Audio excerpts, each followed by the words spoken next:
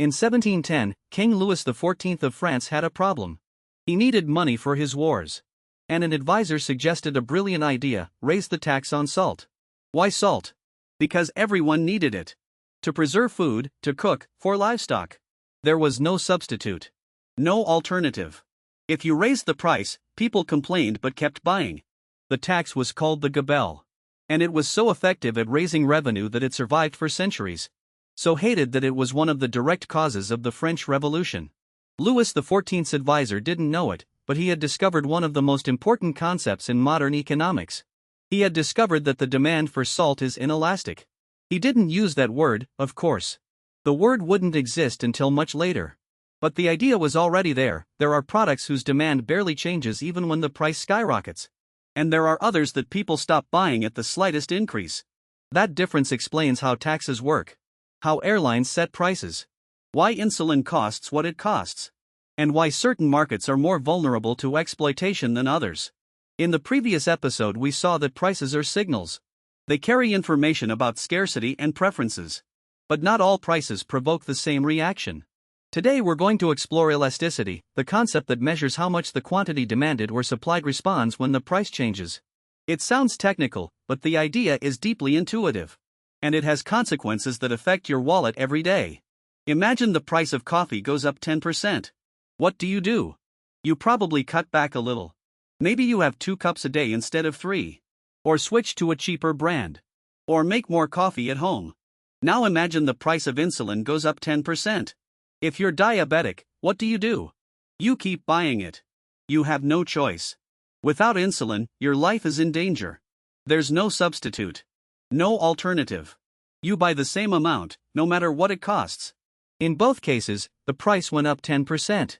But the reaction was completely different. Coffee is an elastic good. Insulin is an inelastic good. The price elasticity of demand measures exactly that: how much the quantity demanded changes when the price changes. If the change in quantity is greater than the change in price, demand is elastic. If it's smaller, demand is inelastic. There are 4 main factors. The first is the availability of substitutes. If there are many alternatives, demand is elastic. If Coca-Cola gets more expensive, you buy Pepsi. If chicken gets more expensive, you eat pork. But if the price of insulin goes up, there's no substitute to turn to. The second is whether the good is a necessity or a luxury. Necessities have inelastic demand. Bread, electricity, essential medications. Luxuries have elastic demand. Jewelry, exotic travel, sports cars. When the budget tightens, luxuries are the first to go. The third is the proportion of income the expense represents. If something costs very little relative to your income, its demand is inelastic. A kilo of salt costs less than €1. Even if its price doubled, you'd barely notice. But if rent goes up 30%, you feel the blow immediately. And the fourth is the time horizon. In the short run, many demands are inelastic because there's no time to adjust. If oil prices rise today, you still drive tomorrow because you can't buy an electric car overnight. But in the long run, people buy more efficient cars, use public transit, move closer to work. Demand becomes more elastic over time. In October of 1973, the Arab countries of OPEC declared an oil embargo against the United States and other Western nations that had supported Israel in the Yom Kippur War. The price of oil quadrupled in a matter of months. What happened to demand? Practically nothing. In the short run, oil demand was brutally inelastic. People needed to drive to work. Factories needed energy to produce. Homes needed heating. There was no immediate alternative. The result was a global economic crisis. Recession, inflation, unemployment. Lines at gas stations became the defining image of an era. But years passed. And long-run elasticity began doing its work. Japan developed more fuel-efficient cars. Europe invested in public transportation and nuclear energy. Home insulation improved. Oil demand, rigid as steel in the short run, gradually became more flexible over time. When the second oil shock hit in 1979, the response was faster. The world economy had learned. Painfully, but it had learned. And here comes one of the most important applications of elasticity. One that affects every tax you pay. When a government puts a tax on a product, who actually pays it? The intuitive answer is, whoever the law says pays it.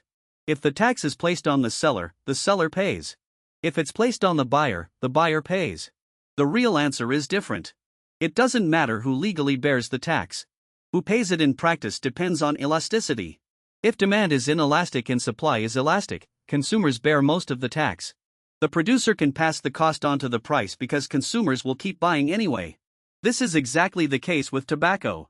If demand is elastic and supply is inelastic, producers absorb most of the tax.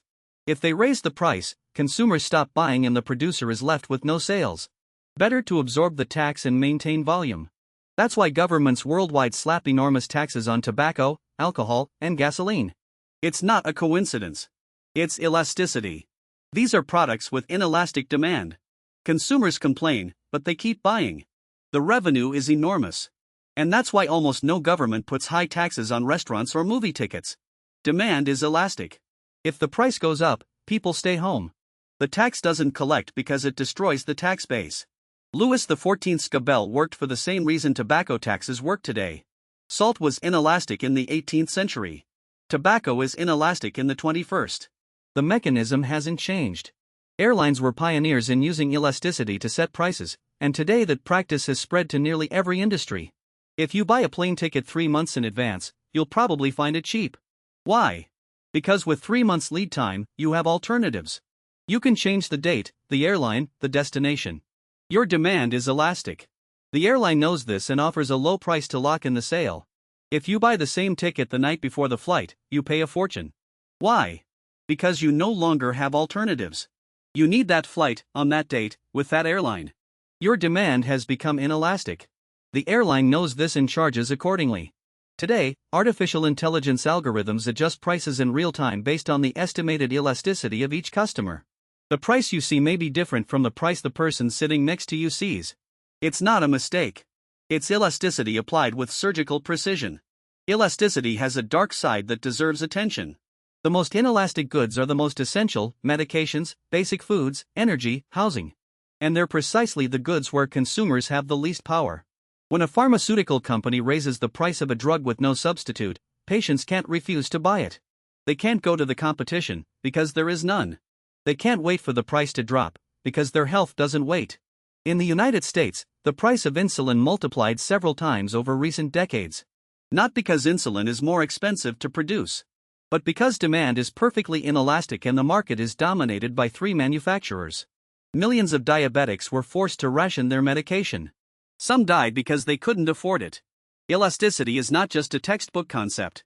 It's the reason certain markets need regulation. When demand is inelastic and there's no competition, the consumer is defenseless. And the price signal stops being a tool of coordination and becomes an instrument of extraction. Knowing that demand is inelastic doesn't solve the problem. But at least it allows us to understand it, name it, and debate what to do about it. 3 ideas to take away from this episode.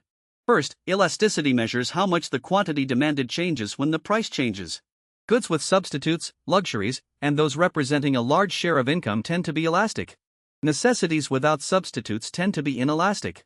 Second, who actually pays a tax depends on elasticity, not on who legally bears it. Governments tax inelastic products like tobacco and gasoline because revenue is high and demand barely changes. Third, elasticity explains why markets for essential goods without substitutes are the most vulnerable to exploitation. When demand is inelastic and there's no competition, consumers have no bargaining power. Elasticity explains how markets behave when there's competition. But what happens when there isn't? When a single company controls an entire market, the rules of supply and demand still apply, but the outcomes change radically. In the next episode, we'll meet the man who controlled 90% of the oil in the United States and the governments that tried to stop him. That's next time.